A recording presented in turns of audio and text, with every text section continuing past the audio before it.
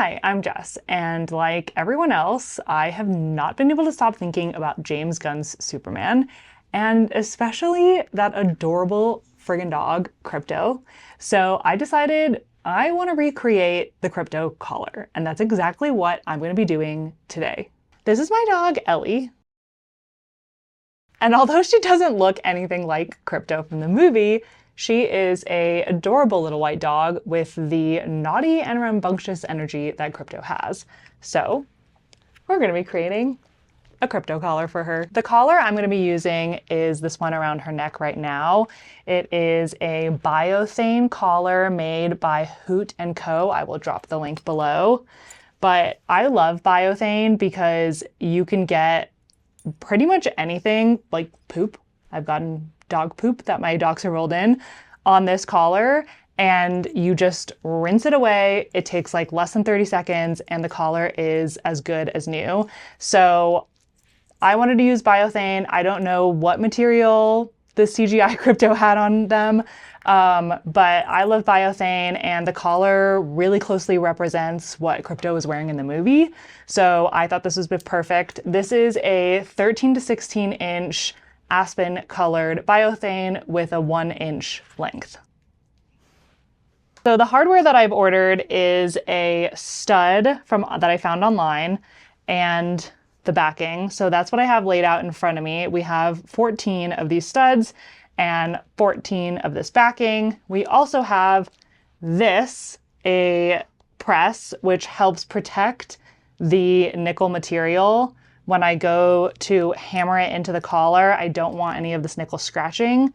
So I have this that's perfectly molded to the shape of the stud to protect the metal on the stud itself. I also have this, which is going to help me press holes into the collar so that I can fit the studs through. I have a measuring tape so I can correctly mark the holes of where I want the studs to be to make sure that they're evenly placed. And then I have pens to mark exactly where I want those holes to be. I also have some scrap material here. This is going to allow me to practice on this. Now, this collar, of course, is pre-made. I was at the Hoot & Co. warehouse earlier today. Kaylin, the owner, very graciously helped me put this together so that I could make this today for you guys. So let's go ahead and start practicing on some of this scrap. I already tried to punch a couple holes. Now, I'm going to be honest, I thought this was going to be really, really easy, but it is way harder than I thought. And you really have to be like putting your body weight into this to be able to like create the hole. And at one point you will hear the biothane kind of snap. And that means that we have, hopefully, a semi clean hole right there. So that is the size that we want. I've checked this already, but just to check it again, there, we've got the stud through the biothane and voila. And then this backing will fit directly into this bottom plate here. Will fit directly into this bottom plate here. We will have the stud on top. We will have the press on top of this, and then we will bang it with a hammer, which I'm not going to do because this is a plastic table. So we will get to that in a moment. But let's start measuring where we need to punch some holes. While I'm measuring this out, I also want to say the collars that I've laid out in front of me here are also Hoot & Co. collars. They are collars that I've been using for my dogs for years now. They're super easy. I do really like biothane collars, and I lived for years with cloth collars that were smelly and just got completely ruined if the dog rolled in something that it shouldn't. And you can never really fully get like the smell of poop out of a cloth collar. So I decided it was time for a change. All right. So I have put the collar into the hole that I usually have it on for Ellie, which is going to be this first hole right here. And I'm just going to mark here where this extra fabric comes out so that I don't accidentally put a stud underneath here. So we're going to mark that. Oh, I have never used this pen before, apparently. I'll mark it right there. And we can take this out. I'm also going to put it through the tighter hole just to see where that comes out and measure that as well, so I can be safe. It should be pretty close, so I'll measure it right there. And then I also want to measure, since the buckle is a little thick, I want to make sure that I'm also checking where this buckle goes to make sure I'm not putting a stud too close to the buckle itself, because that metal on metal noise will get annoying eventually.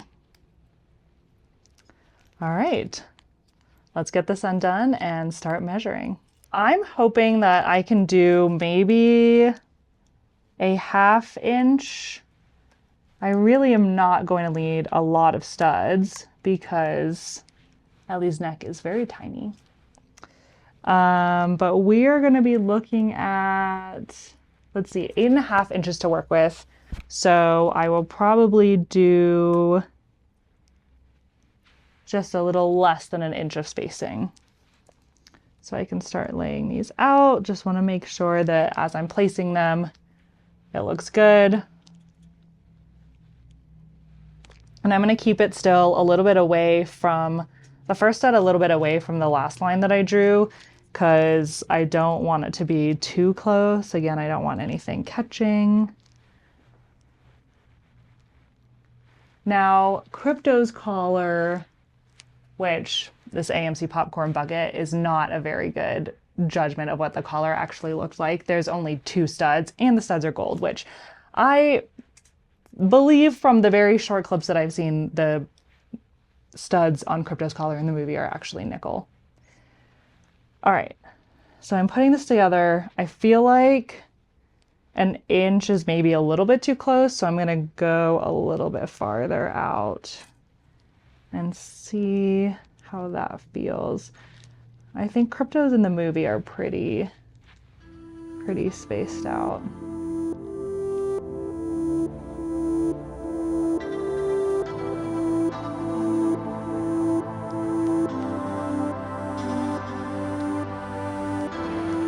All right, I think we're gonna be working with just 5 studs today on Ellie's little neck, which is fine by me. I could technically put one through that hole, which would then just give me the 1 hole to work with, which that actually works as well.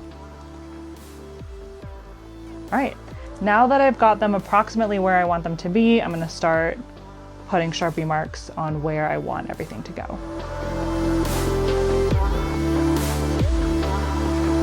All right, I'm also going to be marking on the back side of the collar.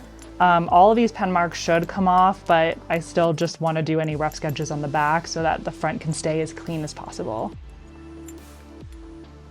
And I am going to use this inner hole as my first hole because Ellie's neck is so tiny that I don't need it.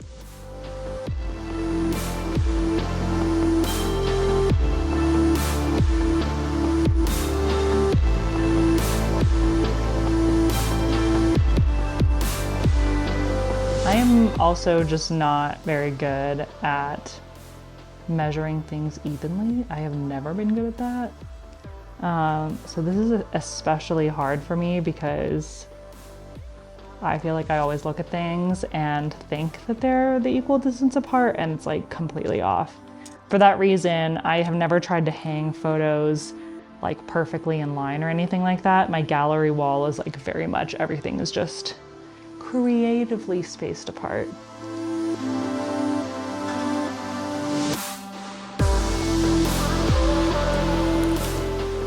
All right, I have marked all the holes. They're not on the right like longitude of the collar, but I have the spacing that I want. So now I'm gonna measure this way and make sure that I have the holes exactly where I want them.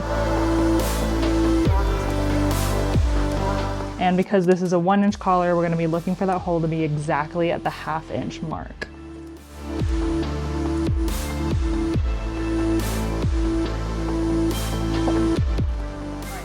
All right, this looks pretty messy, but I have marked exactly where I want all the holes to be. They're not gonna look good on camera is my guess, but we are gonna go start punching the holes. How that goes. So this tool is also helpful because I can see both sides of the collar, so I can also kind of eyeball and tell if I am a little off, which that looks pretty even to me. So I'm gonna go ahead and make this hole. Definitely requires a good bit of strength. Give that a little twist, make sure it's gone all the way through. And there we go. We are left with a hole. Oh my gosh, these things are not easy to use. There we go. Now with biothane, there is some fraying that will happen, which is fine. As we put the studs in, it'll become less of an issue. You shouldn't be able to see it once the studs are in, so don't worry if you do see a level of fraying on your biothane.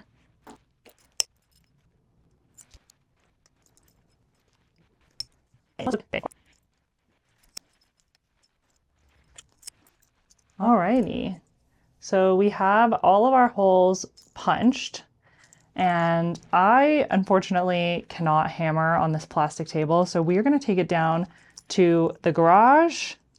We're going to fit all of our backings in just to kind of make sure everything looks good, and then we will take it downstairs and hammer on the concrete floor so I don't break this plastic table in half. Cool, I have my backing in, and let's go downstairs and put the studs on. Cool. All right, so I've laid everything out here on the cement floor of the garage because I didn't want to break anything upstairs. I lay down a towel because I have this metal backing that's going to go and fit onto the back of the stud here. So I'm going to line this up perfectly and place that down. Now the next step is to grab a stud, put this on. We have this tool, which is again shaped perfectly to the shape of the stud. Put that in there like that, and then we're just going to put this over and give it a nice strong hammer.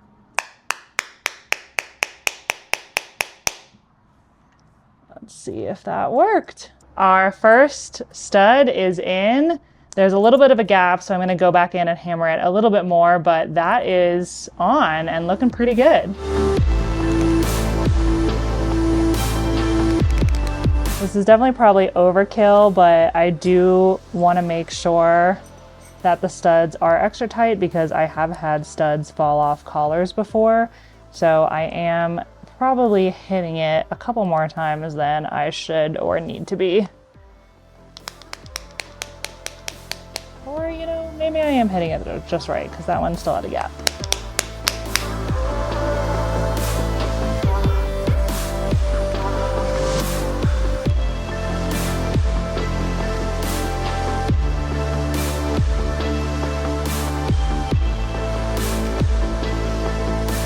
All right, there we go. All studs are in, and we're gonna put it on Ellie and see how she looks.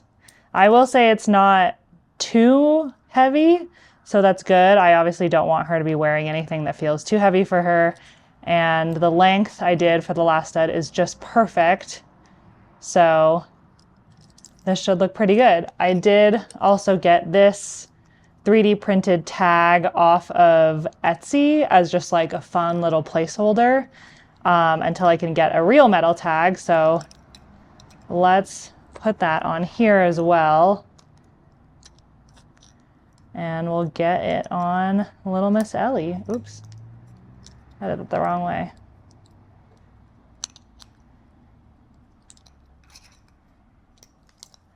And there we go. Krypto collar. Let's get Ellie out here and have her try it on. All right, now we have the finished product. We're gonna try it on Ellie and see how it fits. that first hole. Oh my gosh, this is adorable. Put this through the strap keeper and turn it around. Oh my gosh. Ellie, come here. Ellie. Oh, it goes backwards, damn it. All right. And there we go. Let us know what you think. This looks like Krypto's collar or not. And if you are interested in getting one for your dog, let us know in the comments, because Hoon Co. is open for business. I might be signing Kaylin up for more than she bargained for, but yeah, there we go. And oops, there it is. Krypto in the flesh. Don't worry, she will be compensated for her time. Thanks for watching, and we'll hope to catch you soon.